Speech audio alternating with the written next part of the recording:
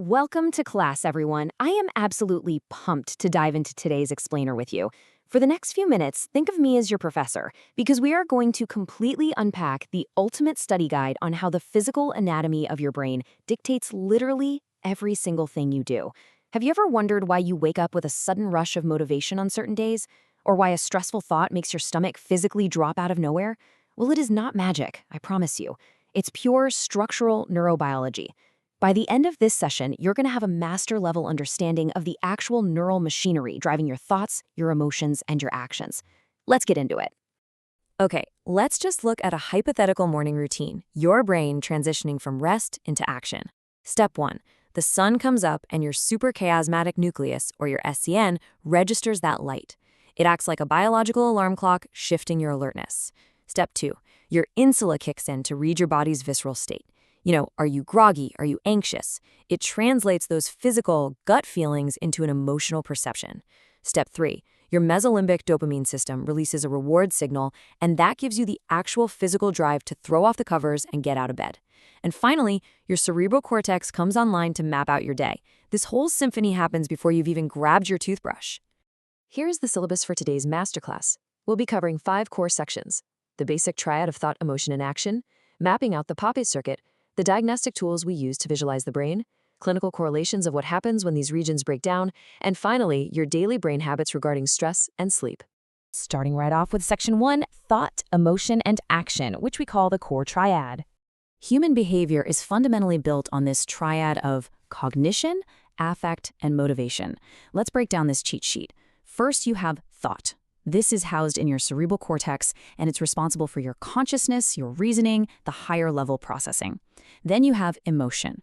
This happens in the limbic system, which is a much older brain region that handles our basic, raw feelings like fear or pleasure. And finally, we have conation. This is your motivation, your will to do something. It initiates goal-directed behavior and is heavily driven by our reward system. So you've got thought in the cortex, emotion in the limbic system, and conation in the reward system. Moving right along to Section 2, the Papez Circuit explained, where memory essentially meets emotion. To understand this, we need to quickly review how memory works. For your final exam, you absolutely have to know this distinction. Declarative memory is all about facts. It's memorizing textbook definitions or historical dates. Non-declarative memory, on the other hand, is about skills and habits, like the physical, unconscious act of riding a bike. Now, what's really wild is that both types are heavily wired by the emotional context you're in when they form. If an event terrifies or thrills you, your brain literally hardwires that memory deeper. But how does it physically accomplish that? Well, the answer is the Papez Circuit. Think of it like a continuous feedback loop. An experience hits your hippocampus, which acts as the ultimate bridge between emotion and memory. From there, the signal travels down a fiber tract called the fornix, hits the mammillary bodies of the hypothalamus, shoots up to the anterior nuclei of the thalamus, loops all the way around the cingulate gyrus, and heads right back home to the hippocampus. This closed circuit physically links an emotional experience with a memory. It's the exact reason why your heart might physically start racing just from remembering a scary movie you saw years ago. All right, Section 3, visualizing the brain at work. Let's talk about the diagnostic tools we use to actually see this stuff. It's super fascinating how differently our tools capture brain activity. An EEG is basically listening to the electrical hum of the brain. It monitors electrical waves like the slow alpha waves when you're awake but super relaxed, or the rapid beta waves when you're actively solving a math problem. Conversely, an fMRI doesn't look at electricity. It tracks the bold response, which is the actual blood flow rushing to active brain regions. So if we show a patient a scary image, the fMRI literally lights up with blood flowing straight to the amygdala, proving that fear center is active. Electrical waves versus localized blood flow. We've also learned a massive amount from split brain research. When the corpus callosum, which is that thick, dense highway of nerve fibers connecting the left and right halves of your brain, is medically severed, we see incredible hemispheric specialization. The left hemisphere takes total charge of naming and analytical thought.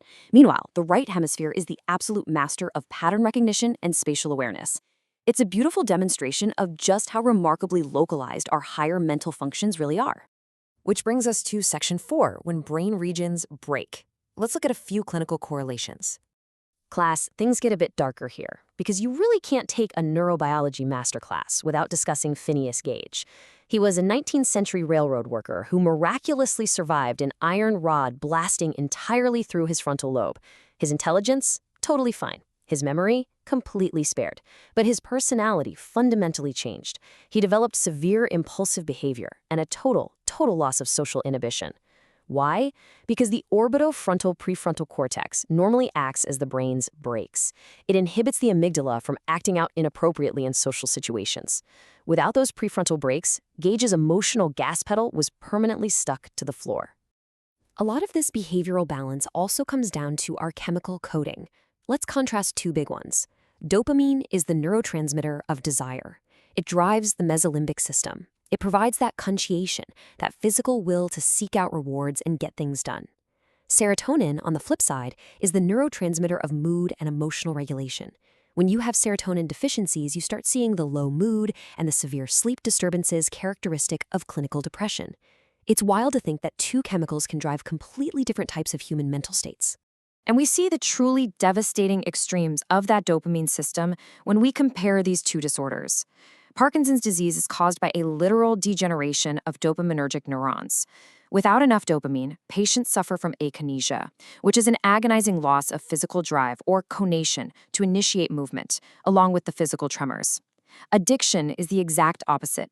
It's an overstimulation and eventual downregulation of dopamine receptors, specifically in the nucleus accumbens. This creates an overwhelming, utterly uncontrolled drive for drug-seeking behavior. So you have a devastating lack of dopamine on one hand and an artificially hijacked dopamine drive on the other. Okay, on to our final section, Section 5, Brain Habits, focusing on stress and sleep in your daily life. If you're someone who regularly crams for exams, you really need to hear this. When you're under everyday chronic stress, your body pumps out elevated levels of cortisol, and high cortisol isn't just a bad vibe. Over time, it acts as a physical neurotoxin. It literally suppresses neurogenesis, the birth of new neurons, right inside your hippocampus. Remember the Papez Circuit? By structurally damaging that exact bridge between memory and emotion, chronic stress actively destroys your ability to form new memories and completely wrecks your emotional stability. So what's the antidote to all that stress? Sleep. Specifically, REM sleep. During REM, your limbic system, your emotional center, is highly active, which is exactly why your dreams feel so intensely emotional. This specific stage of sleep is biologically required to process the day and reshape those neural pathways. I mean, think about infants. Their brains are growing at an explosive rate, and they spend 50% of their sleep in REM because it is absolutely vital for neural development and wiring their emotional responses. If you want a healthy hippocampus, you have got to get that REM sleep. All right, as we wrap up, here is the absolute highest yield takeaway for your final exam review. Remember our triad. Thought is a cortical function. Emotion is a limbic function. Conation, or that goal-directed motivation, is a reward-driven dopaminergic function. Your hippocampus is the master bridge tying memories to feelings via the Papez Circuit, and at the end of the day, your behavior is entirely dictated by the delicate balance of neurotransmitters like dopamine and serotonin, along with the structural health of your frontal lobes. Well, we've officially covered the syllabus. You now understand the incredible machinery operating inside your own head. You know how the morning light hits your SEN, how your insula translates your gut feelings, how dopamine gets you moving, and how cortisol from cramming can physically shrink your memory centers. So I want to leave you with one final provocative question. Now that you know the exact neural pathways governing your habits, your stress, and your sleep, how are you going to actively rewire your own brain tomorrow morning? Class dismissed.